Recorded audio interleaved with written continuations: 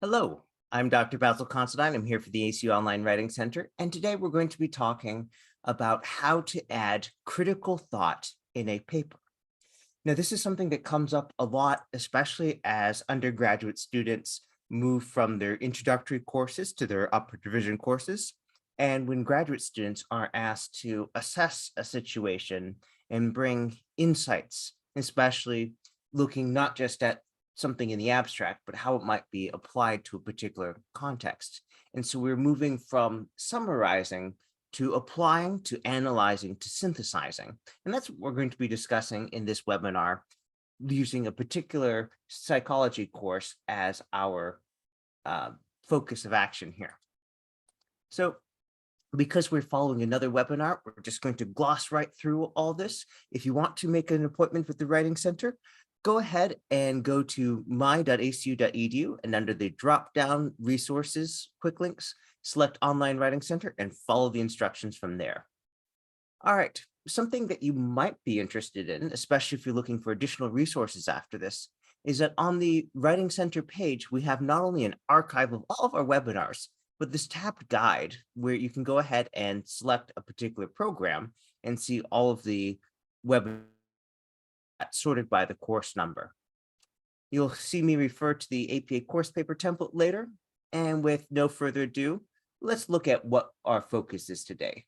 So we have this course with a assignment about the philosophical foundations of psychology. Okay, and we're going to use this to look both as a practical example of when you are being asked to do these things and to talk about how you might show that you are doing the things that they're asking you to do. So this is coming from the History of Theories in Psychology course. And this particular assignment, the Philosophical Foundations of Psychology essay, begins with a preamble where they tell you about what they'd like in here beyond this specific, what is the purpose of this? What are you supposed to demonstrate? And so this is a good partner to the rubric to look at what sorts of elements do you want to make very visible here. The essay evaluates your ability to engage critically with the course material. Now, if you are practicing APA style, you might say, hold on, the essay isn't evaluating, that is anthropomorphization. And you'd be absolutely correct.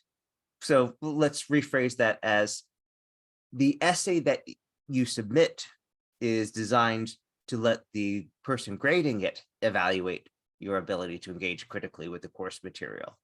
So we want to demonstrate things so that the evaluator says, oh, yeah, they did that. They did that. They did that. They did that. Check, check, check, full credit. All right. You'll demonstrate the capacity to synthesize, evaluate, compare, and contrast various contributions from key thinkers over time, demonstrating understanding of the cumulative nature of progress in the field of psychology. The essay format is important for this course material in that it requires clear articulation and critical analysis of important ideas and developments in the history of psychology, and not merely recognition or recall of facts. So it's saying, don't just summarize, you need to be comparing things, you need to be contrasting, synthesizing what do these mean together, how would you evaluate it? Should we still use that? Is that more of historical interest or is it active? And as we look at the rest of the preamble, we see, okay, you're given two prompts to choose from based on the idea that self-determination theory says that when you get to make some choices, you are more motivated to work on this. All right. So let's look at the assignment instructions themselves. Okay, write a 3 to 5 page essay. So that's going to be double spaced, 12-point font times New Roman margins. This should be the case for all of your papers. This is 3 to 5 pages of body content, not the cover page, not the references page. 3 to 5 page essay in response to one of the following prompts. Make use of the readings and resources provided, as well as results from your own additional research on the topic. While references beyond the textbook are not required for this essay, students using outside sources are encouraged to prioritize scholarly resources over other types of resources like newspaper articles, magazines, random websites, encyclopedias, and so forth. And let's see our first prompt. Under philosophical roots of psychology, romanticism, rationalism, and empiricism have each profoundly influenced our field.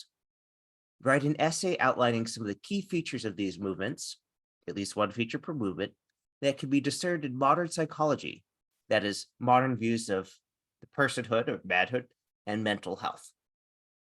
Be sure to provide a critique of the strengths and limitations of these influences, and conclude with a brief personal comment on which movement resonates most with you and why.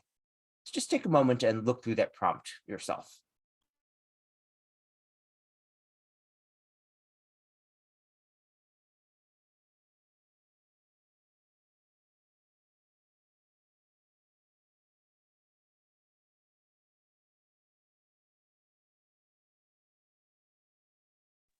All right, let's move on to the next one. Prompt number 2. Biological psychology is one of the dominant schools of thought today. Trace the history of biological or physiological psychology from the Greeks through the Renaissance, i.e. through Descartes or his contemporaries. So what were some of the prominent views during the Greek, patristic, medieval, and Renaissance periods? Who do you think were significant persons, and what noteworthy ideas or events stand out to you? Your answer does not need to be exhaustive, but the point is to demonstrate an awareness of the most significant events and people, as well as the progress or lack thereof of ideas during this period. Your answer should not simply be factual, but also critical, evaluative. And if we look at this, we see that all the preamble are broken down here. All right, 10% of your grade is, are your arguments strong and well articulated, demonstrating critical thinking? Another 10% are you connecting these ideas together, not just stating these in isolation and not just saying, oh, this is similar to this, but tell us what that means. All right, the implications and applications of ideas being clearly expressed, again, not just summarizing. And we see that 10% of this is specifically set aside for personal reflections. So it makes it clear that you are applying this to your life, to your perspective in some way, shape, or form. And then, is this well written? Is it clearly organized? Did you proofread? All that stuff. But we see that half the points here go directly towards content. And that is a make or break thing on the grade. You need all of these things. You want all of these things, but make sure that you start out with that critical thinking, because if you don't have all those things that are listed there, then you just by the points, the grade's not going to be great. All right, now we see that the page range at the bottom says 3 to 5 pages, 750 to 1,000 words. So 5 full pages would be around 1,250 words. So I would double check if you're going on the longer side. Of course, how many words you fit on the page will depend on part of the headings, but I would double check if you are looking like you're going to be on the 5 pages of text side, because this looks like this is supposed to be more right around 4 pages, 4 full-ish pages. All right, so what we're going to do is we're going to talk about one way of demonstrating critical thought, one way of organizing and tracking your thoughts to make sure you have all these things that you're asked to do. And then we're going to look at that with respect to the assignment. So with the no tiers plan for paragraph writing, this is a model for testing, for making sure you have all the elements to make a very strong upper division or graduate level argument. Now, you may be familiar with the meal plan. The meal plan was developed at Vanderbilt University for their first year freshman writing courses. And because of that, there's a lot more summary and less of the different nuances of what we'll call analysis and synthesis in that. So that has its place. But if you're in a writing intensive course here at the 400 level or in a graduate course, I would say the no tiers plan gives you a more detailed roadmap of what to do. So you could see an article about that if you like. We have a webinar that focuses specifically on analysis and synthesis that you can certainly watch, and another about applied synthesis. But let's look at this in brief. So the no tiers plan says that a body paragraph should have a set of elements to create a truly grounded and convincing argument. Nothing omitted, that's the no. First, you need to have a topic sentence. Tell us what you're writing about. What is the claim? Some will see this written as the thesis of the paragraph. Well, the topic sentence sets that out and tells us the larger claim that you're proving or disproving or point you're making, etc. Well, okay, that's a claim. So give us some evidence for this. And depending on what you're doing, that might be evidence where you're citing sources. It might be you're logicking your way through with argumentation, but give us the support for that. Analysis. Don't just summarize that other thing. Discuss it. Tell us how it connects to your topic. If you have two different things that are similar, tell us about the significance of the similarities. If you have two people who are writing about the same event and they reach the same conclusion, that is for many things not as convincing as two people writing about different events who reach the same conclusion. And you're like, oh, hey, this may be more applicable than this one place. Now, the repeat, that's repeating the evidence and analysis as necessary. Some claims will require more. Some you might go through without needing the repetition. So repeat as necessary. Give us more evidence to something that's very controversial. If perhaps there are not as many details in one thing as you want, you might introduce another thing to buttress it. Synthesis. This is where you discuss what these things mentioned previously in the paragraph, what they mean when you put them or consider them together. And then finally, depending on whether your argument is spread over multiple paragraphs or one, you're going to wrap one or more concluding or transitioning sentences where you connect these to the next paragraph's main idea, or where you connect it back to the larger topic. Now, if we look at this, we see immediately at the rubric saying, okay, strong and well-articulated arguments. That's one of the things that the no tiers plan is designed to help you do. Paragraph structure adds to clarity and flow of paper. Absolutely. So that starts with that topic sentence, but encompasses how we discuss that and get to the next point. A really well-written paper, you can read the first sentence in each paragraph and the last sentence in each paragraph and get a decent idea of the argument. You might not know the details and nuances, but you'll have an idea of the flow. And that comes from having those clear topic sentences and clear concluding or transitioning sentences at the end. All right, so let's talk a little bit more about analysis and synthesis. What are these concepts? Well, first, they're key parts of critical writing and parts of an effective argument. This is where you interpret, contextualize, apply evidence, the ideas that you've summarized, the facts that you've assembled, and tell us, well, okay, what does this mean? How should I think about it? How should I perceive this? How should I value it? And so when you're missing it, well, you often find that it's harder to follow the argument or it's not as convincing. And so you might also understand these as ways of walking a reader through your understanding of how different pieces of evidence relate. And if you're writing in APA style, this is something that should be written out rather than just implied. And there are some writing styles out there that leave the analysis and synthesis largely up to the reader, but not APA style. If you're writing in APA, if you're taking a course in one of our online programs at ACU, you want to be explicit about it, in part because you can't make well-founded assumptions about what other people know and that they will reach the same conclusion as you. Now, to give an example of why some styles don't require that, well, my father and many of my uncles went to a particular type of school that followed the classics, Latin and translation model of education. So there's a lot of reading old texts and translating them, or reading translations and comparing them. And so this meant that everyone could discuss the same thing.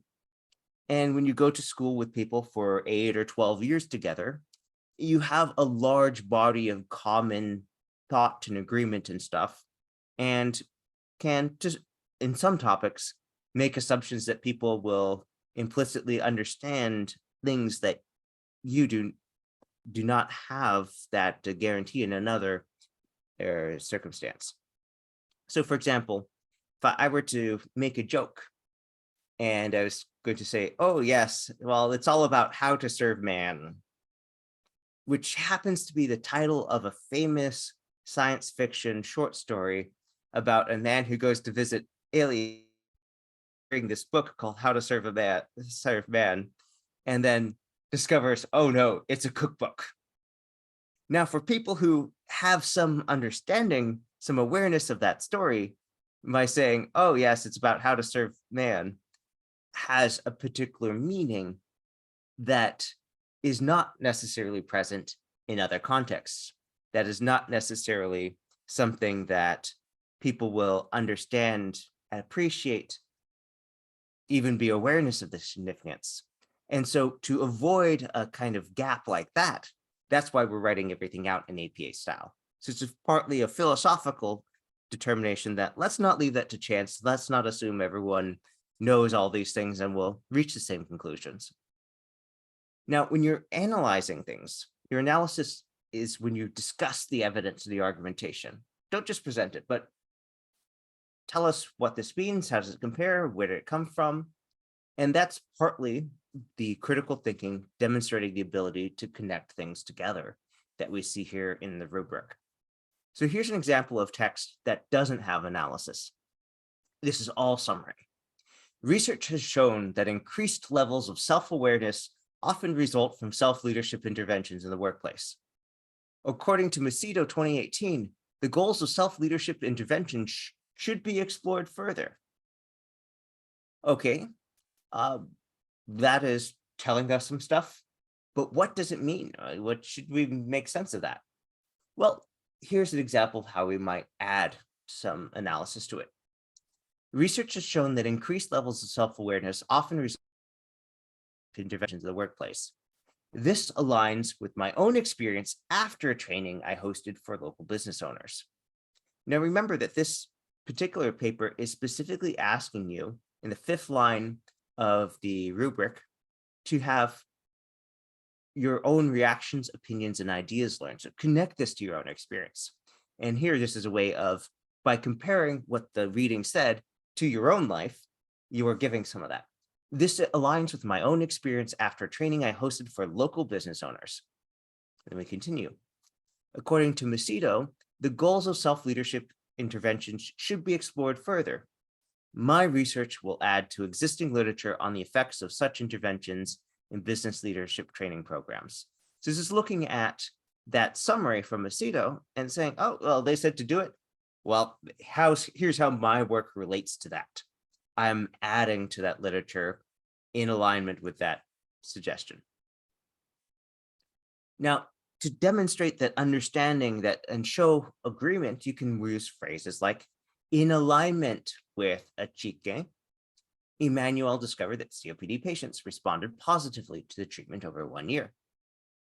Or Smith 2010 found that birth order and personality traits were connected. However, Smith's results are less likely to be generalizable due to the use of a small homogeneous population of 11 siblings. Now, as it happens, I'm from a family group of 11 siblings, and there are many things that we are broadly generalizable. I would say, a lot of the literature about birth order and, child does this and that.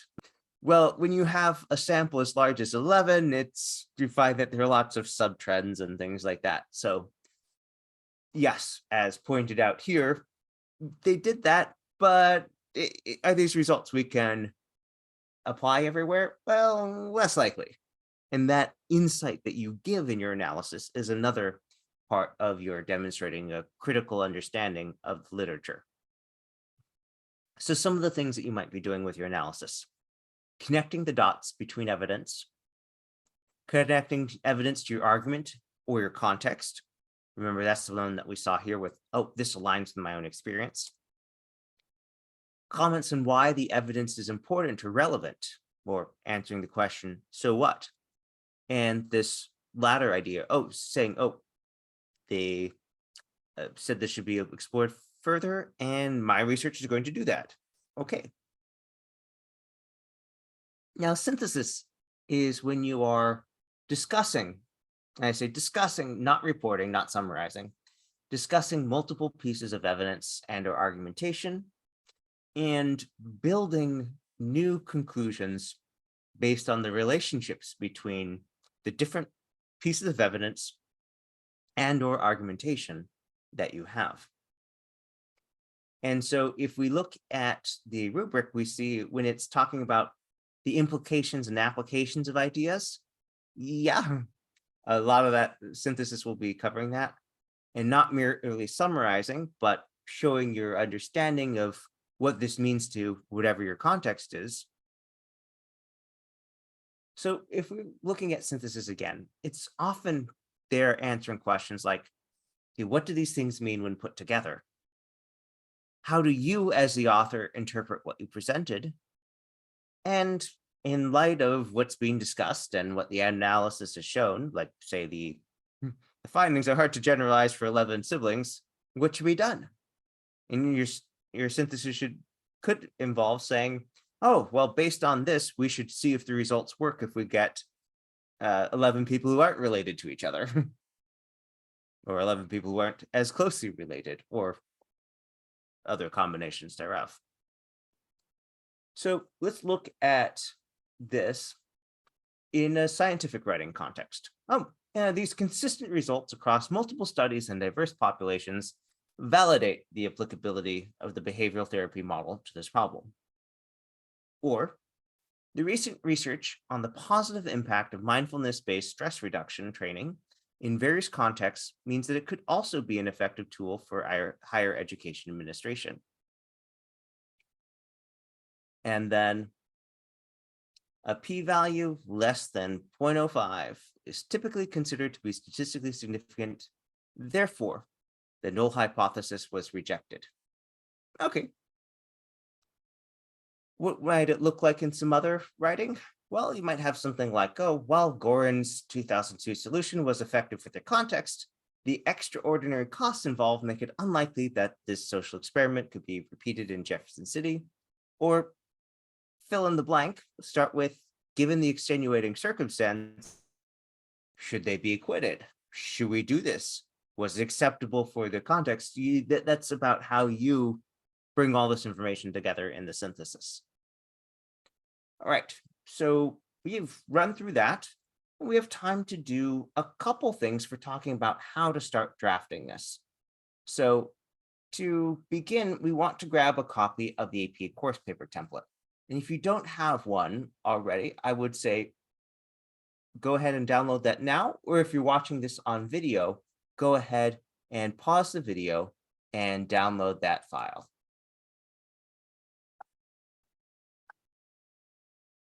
Now, this course paper template, this is something where we have the latest greatest version that's always on the ACU Online Writing Center website. And so if in doubt, just go to the website and download a copy there. If you can't find it, just send us an email and we'll send you a copy. And I'm going to go ahead and share my screen. And what we want to do is to start by looking at the assignment instructions and how those might manifest here. All right, so if we go ahead and grab the assignment instructions, we'll find that, okay, this gives us a starting point. Let me go ahead and paste those in here.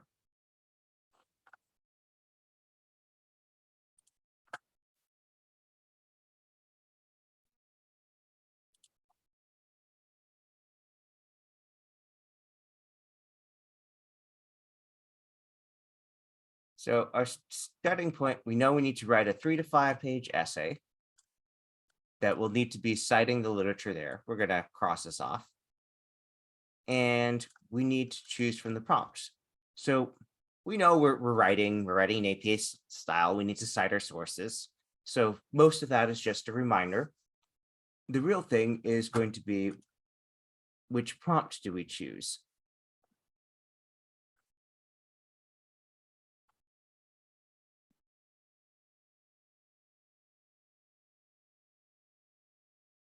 All right, now let's say that you chose this one here. All right, we'll go ahead and we'll take this out. We'll just delete it entirely. And perhaps for reason to focus, we'll go ahead and take this out and say, okay, wait, 3 to 5 pages. We don't need to look at that. We don't need to look at this. And so now we have our assignment instructions in front of us and say, okay, so I need to talk about 4 periods. So I can start with creating a placeholder outline here. 4 topics: psychology, romanticism,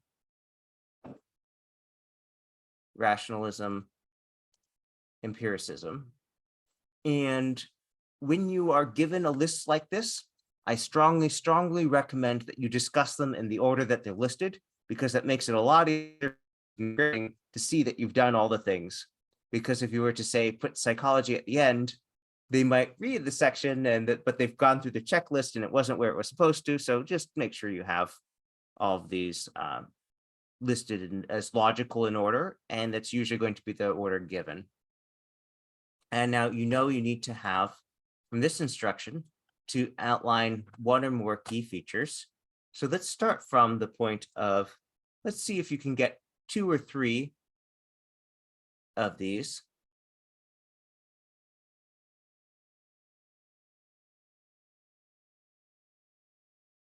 And then by the list, you can pick the best, the one that you think you can write a really convincing argument on. So just as a starting point for brainstorming,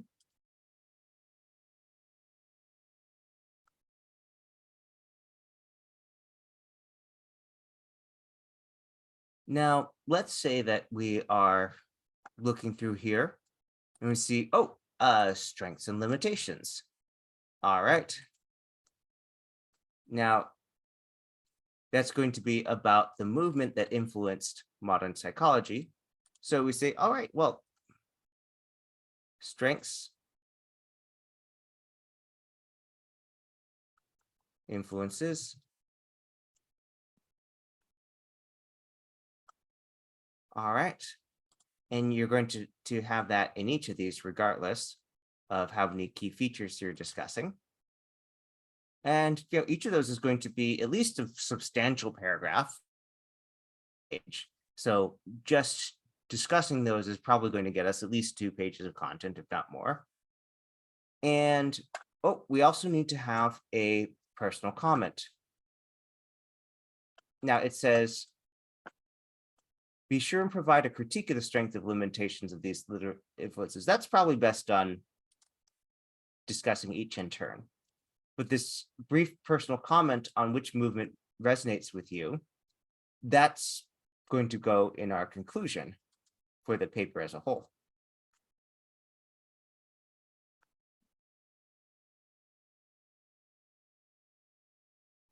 Now, if we go look at the instructions for this assignment, let's take a peek back there. If we look at the instructions here, we see that, okay, those personal reflections, we have some allowance for that already. But keep in mind that the paragraph structure adds clarity and flow of paper. So we're going to need a topic sentence introducing each of these paragraphs. And we also want to make sure that what we're writing is well introduced. So what is this going to be? Well, looking back at the instructions here in this very first page, says, all right, the essay format is important for this course material in that it requires clear articulation and critical analysis of important ideas and developments in the history of psychology, then we want our introduction to be making that more clear. And as we look through the different materials that we have here in our instructions, we see that for this prompt, we have, okay, philosophical roots and their influence on the field. Okay, so that's a place where we can start with the big feature. So the focus is not so much on, oh, outline some of the key features, but on that, how have these influenced psychology? And that is a good place to start when you're introducing things to show what the larger argument is going to be. All right, let's head back to that Word document. So before we start this part here, we need our intro. And you can even start the planning by just creating a very rough sentence. Now, I'm going to write something here that is here for the sake of an example of writing. I'm not going to address the content there. That's your job as the writer. But let's say that our claim is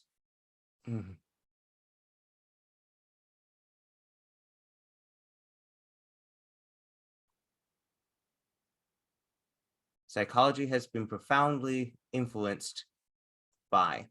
And now this is a point where you want to check and see what you're doing. At first read to say, well, hold on, there are four things here: psychology, romanticism, rationalism, and empiricism. But that's not actually what it's writing. It's saying, understand the next three things as the roots of psychology. So now I can look at this and say, hold on, even if I'm filling things in there, now that I realize this is not something I should be writing out, let me take that out. And that saves you a lot of time by doing that in the planning, the outline stage. And this is why you want to keep going back to the instructions and make sure that you are going down the right path, because there's nothing like turning in a paper you spent a lot of time, heart and soul on, and it wasn't the paper that you were being asked to do. So, all right, so let's say my claim is psychology has been profoundly influenced by reactions against the three things. Now, is that an argument you're going to be making? Probably not. We're just using this for the sake of example here.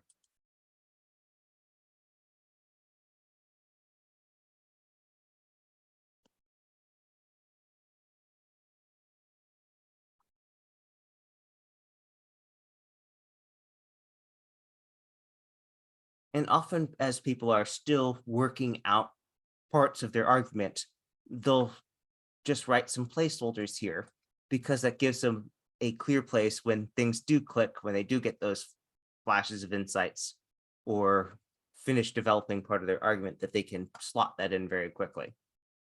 Now, let's say we're talking about romanticism here.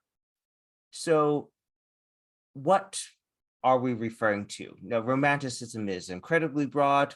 Part of my background is in music, and I can tell you that one of the defining things in literature that helped inspire the movement that came to be called Romanticism is German Romanticism, particularly the writings of Goethe, who you might know through works like Faust, but his first book was called The Sorrows of Young Werther.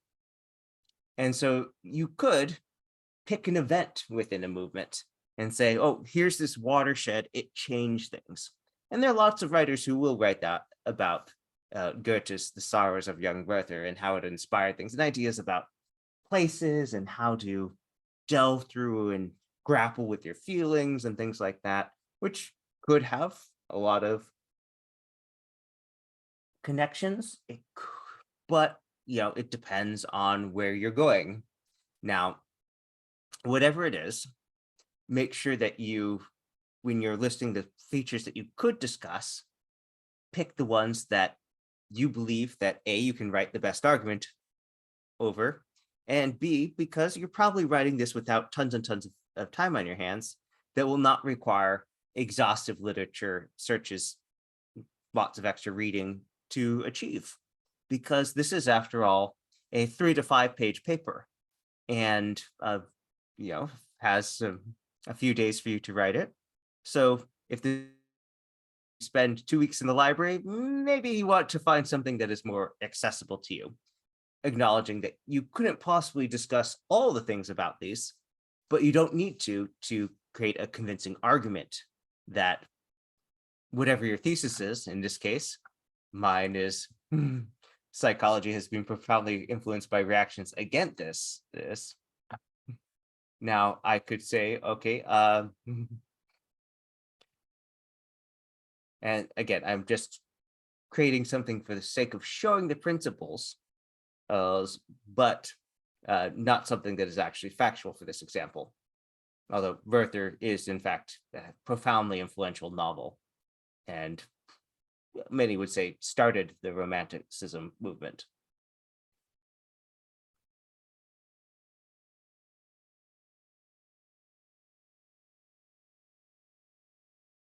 I think that is 1774.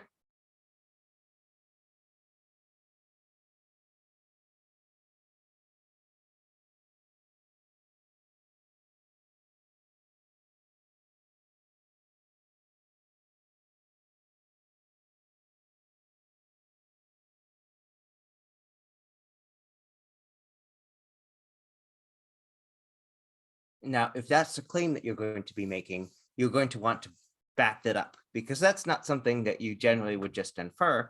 That's something that you want some author who has made an argument about that and has presented evidence for that. So make sure that your claims are backed up by your sources, whether that's the course textbook or something else. So after you've gone through, you've selected your key features, you start writing the strengths and influences. The conclusion, should this be a sentence or two? Well, it should probably be a paragraph, because we want to look at this and say, okay, well, it's not just a statement saying this is true. It should be following the noteer's plan. So what's going to be your topic sentence? What's going to be your evidence? How are you going to analyze that? More evidence and analysis if needed, synthesize it. So acknowledging that this is something you can and should be doing for those other sections above, let's discuss it in the context of the conclusion. And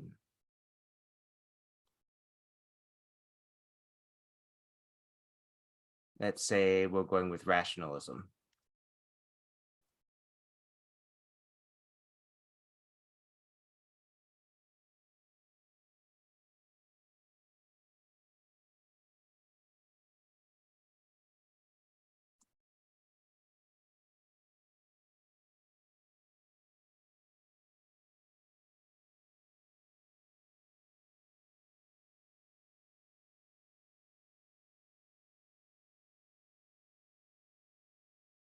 And so when you're giving evidence here, this is not going to be coming from one of those published sources.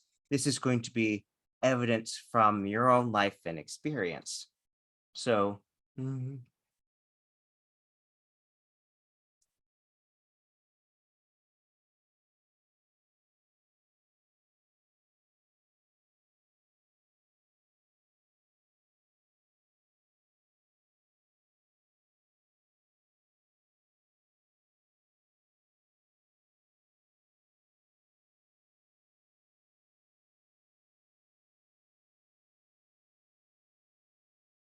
so I give my evidence. Why? And you might even have, in my personal life, I, and then whatever that is. Now, analysis.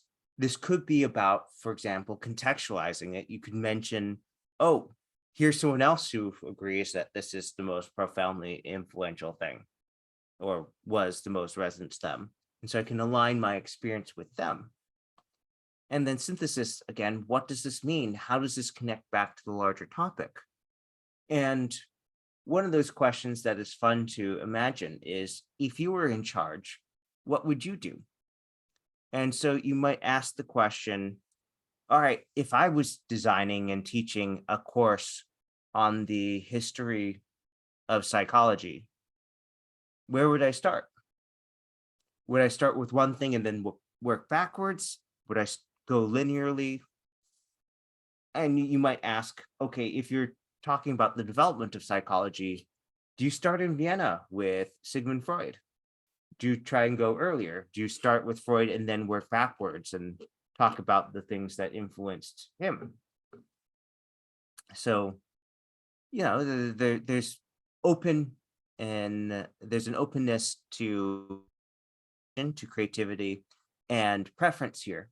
You don't have to pick just one of those, but when you are crafting your argument here about why this matters or how this matters, think about what you would do with this, and that will guide you to the kind of synthesis that you're going to be making.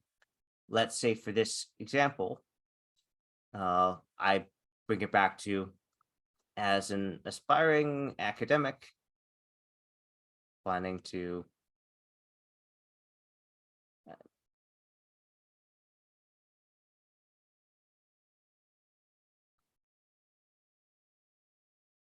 and then whatever that is. It could be write a book, it could be research this area, it could be delve into Freud's documents and see if we can find more information about it.